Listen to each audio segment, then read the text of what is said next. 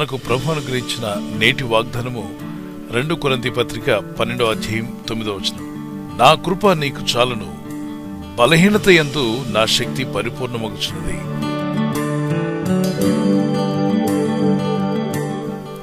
నా కృప నీకు చాలును అన్నాడు. ఆయన కృప ఇచ్చేవాడు, ఆయన కృప చూపువాడు. కృప అనేటువంటిది అద్భుతమైనది, అర్హత లేని వానికి అర్హత కల్పించేది. 2 కొరింథీ 12వ అధ్యాయంలో అపోస్తలుడైన పౌలు ఒక విధమైన బాధ వేదనకు గురై ఆ బాధను, ఆ సమస్యను తనలోండి తీసివేయమని దేవుని సన్నిధిలో ప్రార్థన చేస్తాడు. నాకు కలిగిన ప్రత్యక్షతలు బహు విశేషముగా ఉన్నందున నేను అత్యధికంగా హెచ్చిపోకుండా నిమిత్తము నాకు శరీరంలో ఒక ముళ్ళు, నేను అత్యధికంగా హెచ్చింపకుండా నిమిత్తము నన్ను నలగొట్టకు సాతాను యొక్క దూతగా ఉంచబడెను. అపోస్తలుడైన పౌలు ఒక విషయాన్ని గుర్తించాడు. ఒక ముళ్ళు తనలో ఉన్నట్టు, ఒక సమస్య, తనకున్న బాధను బట్టి తను గుర్తించి, దేవా ఈ ముళ్ళను తీసివేయి, ఈ బాధను నేను తట్టుకోలేకపోతున్నాను, నీ పరిచర్యలో నీ సేవలో ఉన్న నాకు ఈ సమస్య నన్ను ఇబ్బంది పెడుతుంది, ఇదొక శ్రమగాను దుఃఖముగాను బాధగాను కలిగిస్తుంది కనుక దీన్ని నా నుండి దూరం చేయండి. ఈ బాధ ఎందుకుందో కూడా తను గ్రహించాడు. తనకు అద్భుతమైన ప్రత్యక్షతలు దేవుడు అనుగ్రహించాడంట. కడమ అపోస్తుల కంటే, తన తోటి సేవకుల కంటే కూడా అద్భుతమైన ప్రత్యక్షతలు దేవుడు అనుగ్రహించాడు కనుక ఇతను 3వ ఆకాశానికి కూడా ఎత్తపడ్డాడు. అక్కడ అనేక విషయాలు తాను కళ్ళారా చూడగలిగాడు. ఆకాశపై ఆకాశాల మీద ఏం జరుగుతుందో కూడా దేవుడు ఆయనకు చూపించాడు.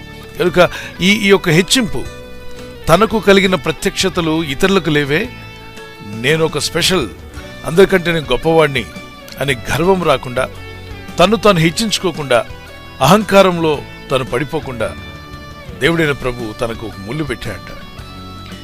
ఒక సమస్య, ఒక బాధ, అది భౌతికంగా దేహంలో అయి ఉండొచ్చు, పరిచర్లో అయి ఉండొచ్చు. అయితే ఈ బాధ నుండి తను బయటపడడానికి ప్రార్థన చేస్తున్నాడు. కొరింథీయులకు రాయబడిన 2వ పత్రిక 12వ అధ్యాయం 8వ వచనంలో ఈ విధంగా ప్రార్థన చేస్తాడు. ఈ ముళ్ళు అనేటువంటిది అది నా యుద్ధం నుండి తొలగిపోవాలని దాని విషయమై ముమ్మారు ప్రభుని వేడుకున్నాను. ఈ 3 సార్లు చేసిన ప్రార్థనకు దేవుడిచ్చిన జవాబేంటి తెలుసా? అందుకు ప్రభు చెప్పిన మాట, నా కృప నీకు చాలును, బలహీనత యందు నా శక్తి పరిపూర్ణమగుచున్నదని ఆయన నాతో చెప్పాను. When you are weak, God will make you strong.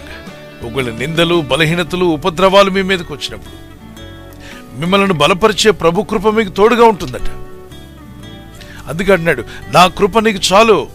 నేను ఏదైతే కృప నీకు ఇస్తున్నానో ఆ కృపను బట్టి ఆ నిందలను జయించగలుగుతావు, ఆ సమస్యలను జయించగలుగుతావు, ఆ ముళ్ళను జయించగలుగుతావు. ప్రత్యేకంగా ముళ్ళను తీసివేదేవా, ఆ సమస్య తీసివేదేవా నన్ను నువ్వు అడగనక్కర్లేదు.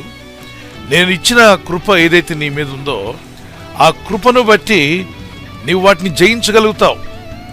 ఈరోజు మీరు ఎదుర్కొన్న ఈ సమస్యలు, శోధనలు, ఇబ్బందులు చూసి మీరు కూడా అనొచ్చు, ప్రభు ఏంటి ఉపద్రవాలు, ఏంటి హింసలు, ఏంటి నిందలు, ఏమిటి బాధలు అంటున్నప్పుడు దేవుడు మనకు అనుగ్రహించిన కృప ద్వారా మనం జయించగలుగుతాం. మనం ఒక కీర్తన పాడుకుందాం. పర్వతములు తొలగినను, మెట్టలు తత్తరినా,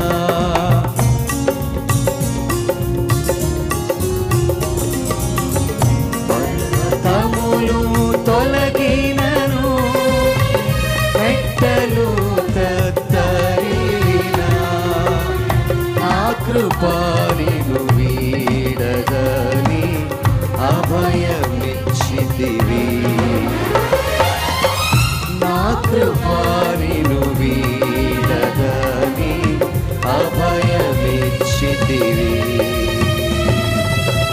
శాశ్వతమైనది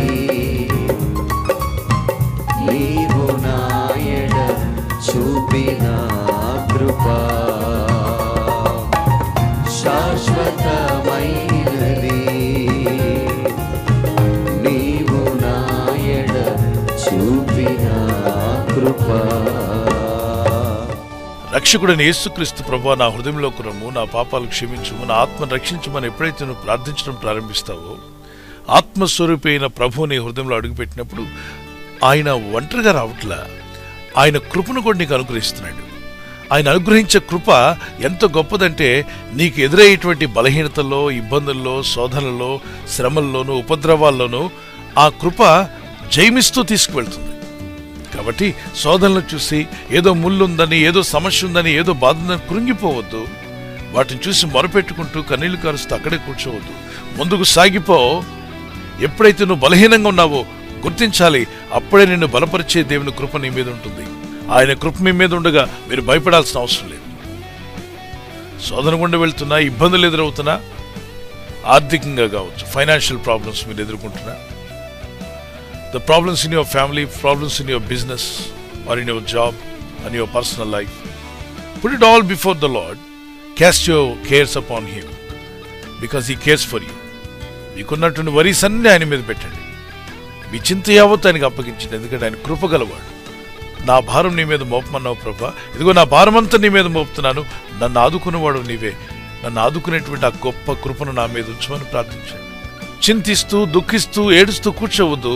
మీ దుఃఖమును సంతోషంగా మార్చే ప్రభు వైపు తిరిగి ప్రార్థన చేయండి. యెషయా గ్రంథము 55వ అధ్యాయంలో దావీదు గురించి ప్రభు అంటాడు, దావీదునకు నేను శాశ్వతమైన కృపను చూపితునే. సౌలనే రాజుకు కూడా దేవుడు కృపనిచ్చాడు.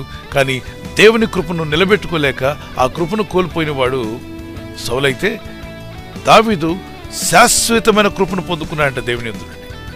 ఈరోజు సమస్యల ద్వారా, ఇబ్బందుల ద్వారా వెళ్తున్న మీ జీవితంలో కూడా దేవుడు తన కృపనిచ్చి మిమ్మల్ని ఆశీర్వదించాలని నా ప్రార్థన.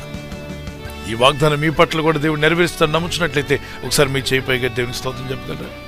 ఆమేన్. విశ్వసించి ప్రార్థిద్దాం.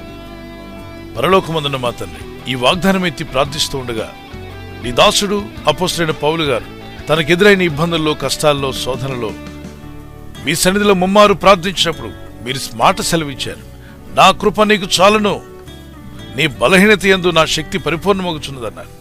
అవును ప్రభా, ఎప్పుడు బలహీనుడునో అప్పుడే బలవంతుడని చెప్పాడు. ఈరోజు సమస్యలో ఉన్న నా సహోదర సహోదరుల కొరకు ప్రార్థిస్తున్నాను. కన్నీటితో, దుఃఖంతో ఉన్న వారి కొరకు ప్రార్థిస్తున్నాను. నిరుత్సాహంతో ఉన్న వారి కొరకు ప్రార్థిస్తున్నాను. కృంగిపోయిన వారి కొరకు ప్రార్థన చేస్తున్నాను. వేదనతో ఉండి నాకేందుకు ఈ సమస్య అని ఎవరైతే బాధలో ఉన్నారో వారి కొరకు ప్రార్థిస్తుండగా అపోస్తలుడైన పౌలు గారికి మీరు కృపనిచ్చి ఎలా జయించారో, ఇదిగో ఈ బాధల్లో ఉన్న, ఇబ్బందుల్లో, కష్టాల్లో, శోధనలో నలిగిపోతున్న వీరికి మీ కృపను అనుగ్రహించమని అడుగుతున్నాను తండ్రి. మీ కృప ద్వారా, మీరిచ్చే జ్ఞానము ద్వారా మీరు ఈ సమస్యలను జయించే శక్తిని వీరికి దయచేయండి. మేము ఎప్పుడైతే బలహీనంగా ఉన్నామో నీ కృప చేత మమ్మల్ని బలపరుస్తున్నావు, బలవంతులుగా చేస్తానన్నావు.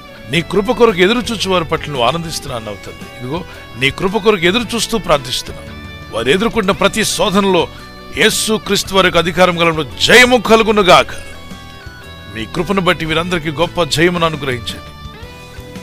శరీరంలో ప్రతి అవయవానికి స్వస్థతను అనుగ్రహించండి ఆయన. వ్యాధులతో, బాధలతో, ఇబ్బందులతో ఉన్న వారికి యేసు అధికారం గల నామములో స్వస్థత కలుగునుగాక.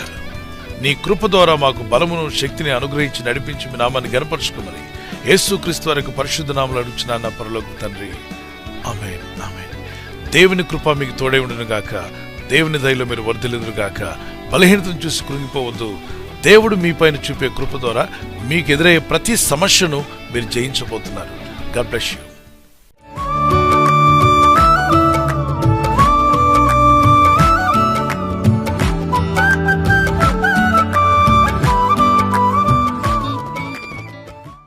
ఈ ఛానల్ మీరు సబ్స్క్రైబ్ చేసుకోవడం వలన 2 పనులు జరుగుతున్నాయి. ఒకటి, సువార్త జరుగుతున్నది, ఆత్మలు రక్షించబడుతున్నాయి. రెండవది, పేదలకు, అనాథలకు ఈ ఛానల్ ద్వారా సహకారం అందించడం జరుగుతుంది. మనం సబ్స్క్రైబ్ చేసుకోవడం వలన అందరికీ సహాయం చేసిన వారమవుతున్నాం. ఖచ్చితంగా ఈ యూట్యూబ్ ఛానల్ ను సబ్స్క్రైబ్ చేసుకొని బెల్ బటన్ ను క్లిక్ చేయండి. మీకు వెంటనే మెసేజెస్ పంపబడతాయి.